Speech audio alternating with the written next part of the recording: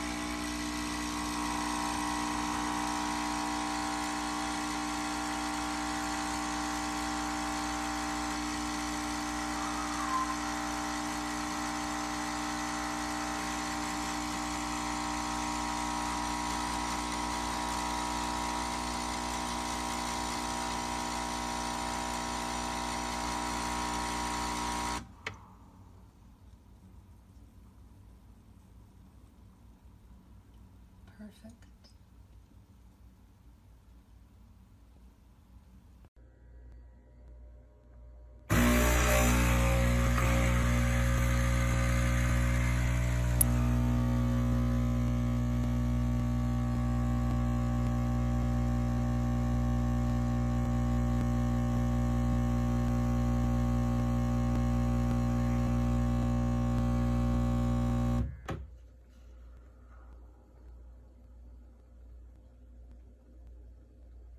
Hey guys, I wanted to share with you the new Nespresso Creatista Plus by Breville. I just happened to come across this in a Nespresso newsletter that was sent out this past week, and did a little searching online to try to find the machine, and found out that it was just being rolled out into the US.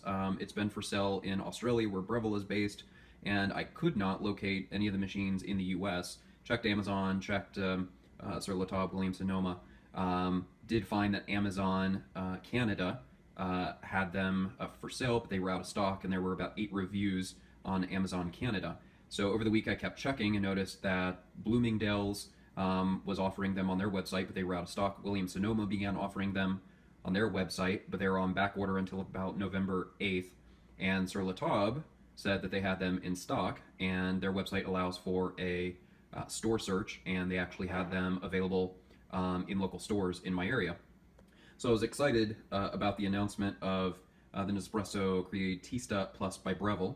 I currently am a Breville fan and have the Breville Oracle. I also have and use a Breville dual boiler at work, and absolutely love the machine. The one thing that I don't love about it is when I'm in a rush in the morning, my coffee beans, if I have not used my coffee machine in a while, then obviously the coffee goes bad, and you need to trash all the beans that you have and start from scratch. And that's where the pod system from Nespresso is great. When you're in a hurry, the pods are sealed, they're fresh, and they're ready to go. If you're not familiar with the Oracle has a built-in bean grinder, and also has an automatic frothing wand, and it will automatically sense the heat or the temperature of the milk depending on how you set it, and based on your steaming and frothing settings will automatically stop the milk once it reaches that point. I tend to like my milk at about 107 or 160. There, the machine's finally heated up. 160 degrees when I make a latte. I'm a latte person, so usually leaving for work in the morning, I always make a latte. And that is the one feature that is impossible to find when you start looking at capsule systems like Nespresso. The Arancino, it does an okay job, but using the Arancino whisk inside never compares to actually having fully steamed milk. The Arancino also does not get it to 160 degrees. I think it gets it to about 140 or so, which is warm in my opinion. I prefer a hot latte. May not be the official correct way that the Europeaners make a latte, but my preference is definitely hotter than 140 degrees. So going back to the Creatista Plus, when I saw that this had the same or very similar frothing wand like the Oracle, and combined an automatic frothing wand with the single dispense feature of Nespresso capsules, I thought this was a perfect opportunity to try out the machine. It's interesting, the frothing wand, you can program how hot you want the milk to be, anywhere from 133 degrees up to about 166 degrees. So definitely a great feature there. The machine while we've been talking, the Oracle had been heating up. It is a dual boiler machine. There's a lot more going on in that machine than there is in the Creatista. I'm sure this is just a thermoblock machine. But it's great because it takes 3 seconds to heat up. Show you the machine a little bit. I already obviously unboxed it. I was a little excited, but typical Nespresso box that the machine comes in, 19 bar pressure, 3 seconds to heat up. The assisted clean system for the steam wand. This is all in stainless steel. Of course, your Grand Cru selection. It comes with your standard set of Grand Cru to test, or sample pack, I should say. Again, another an image there. It does come with a Breville frothing pitcher, which is great. So the machine itself, again, if you're not familiar with Breville, the machine is extremely rugged, all stainless steel, has some great heft to it. You've got a great milk tank on, or water tank on the back. I don't have the actual capacity on me, but it does hold a significant amount of water. It could very easily be 64, 72 plus ounces. I'll have to check on that. The machine, you've got a drip tray that detaches down here.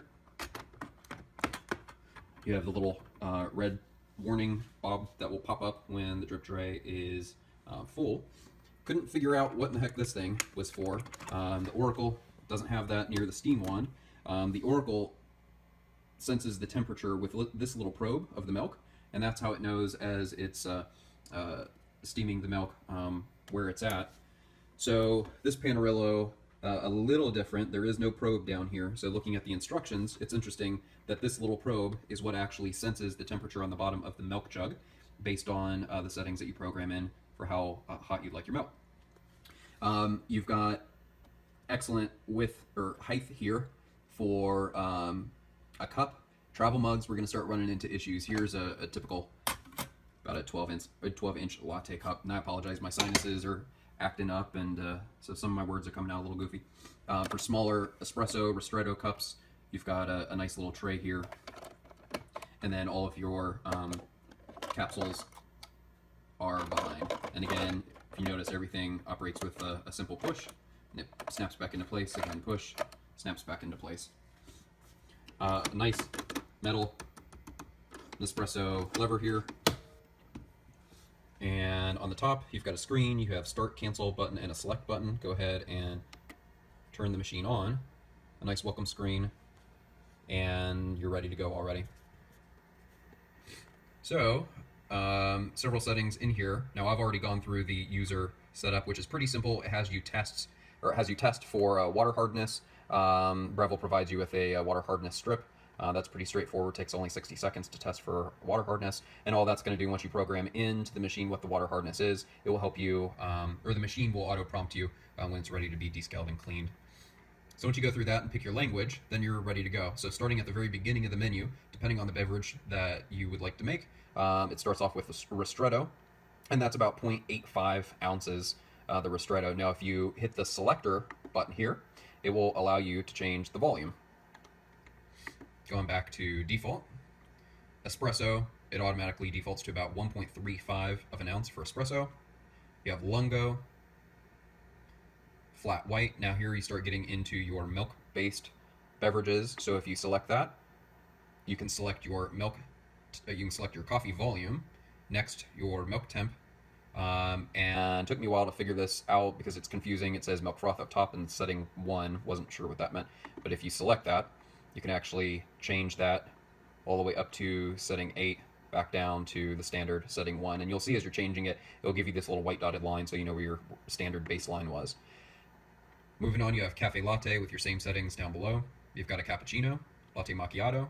Then you have just milk settings, steam purge for your wand, maintenance settings, and then general settings. So the one thing I really wanted to highlight on this intro video was any of these milk-based drinks. I'll do a latte since that's what I typically drink. Compared to the Oracle, which as you're selecting how much foam you'd like, more foam, cappuccino, this little arrow you would change it, or less foam, more steamed milk for latte, you can select that. Again, you can also select the temperature. So I was kind of expecting the exact same thing on the Creatista Plus. Unfortunately, when you're changing milk temperature, oh, I just realized that. That's nice. Cool. So no heat. But when you're changing milk temperature, you go from warm to ideal to hot, turn it again, very hot, I turn it again, very hot, turn it again, still very hot, turn it again, very hot. There is absolutely nothing in the manual or here on the screen that tells you what the temperature is. So there's no way to know, am I 160 degrees at ideal? Am I 100? Well, we know at very hot, the max temp is about 160, I think it's about 166. So that's 166. So I could assume going down one notch is 160, but I don't know what the increments are as you continue to go down. Same thing with milk. We'll pick ideal, go back into milk. I don't know, setting 8 is going to be max foam, and setting 1, I'm going to assume, is just steamed milk. So somewhere in the middle. This one you're going to have to definitely play with to figure out how much it's foaming and steaming, but I think I'm most bothered by the temperature milk. I would have really loved to have seen the temperatures on here.